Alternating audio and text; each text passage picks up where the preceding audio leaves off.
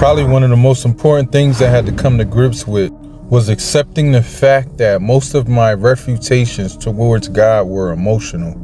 First, if God did exist, he would know exactly what he would have to do to convince me that he exists. And he would do it.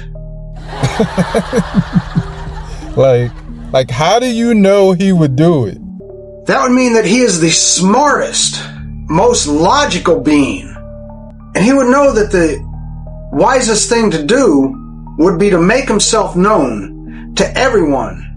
That right there is proof that he does not exist. Because he doesn't do things exactly the way I want him to do things, God does not exist. I was a strong Christian, like an extremely devout Christian. I believed in the Bible. I believed in God. I went to church. I did everything that I thought a Christian was supposed to do. Honestly, I'm smelling cap already. It was just me. So it wasn't God, it was just you? Or was it God first and then it was just you? And I kind of realized that at a really bad moment or a bad time in my life, that it was just me. Okay, so it was just you. I'm glad we're clear about that now. If they exist, they don't give a shit. It's like they allow it to happen. So I can admit I used to share a similar sentiment. Basically, like if God could change, but he doesn't change, he probably doesn't even exist. But again, that's all emotional.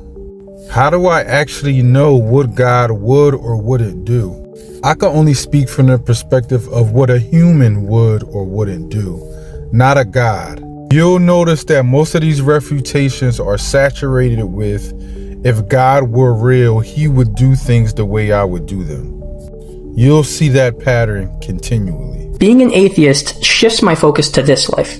When I was a Christian, it was like this life didn't even matter. The only thing that mattered in this life was whether you believed in Jesus or not. And you didn't focus on doing the things that you want or fulfilling your dreams. You weren't motivated to make the world a better place because ultimately you're going to die and go to heaven and be with God. And that was the ultimate thing. What? Bro, what are you talking about? What is he talking about?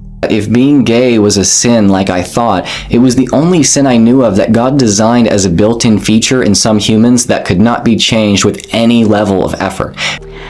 But there are three problems with the born that way argument. First, it's not scientifically accurate.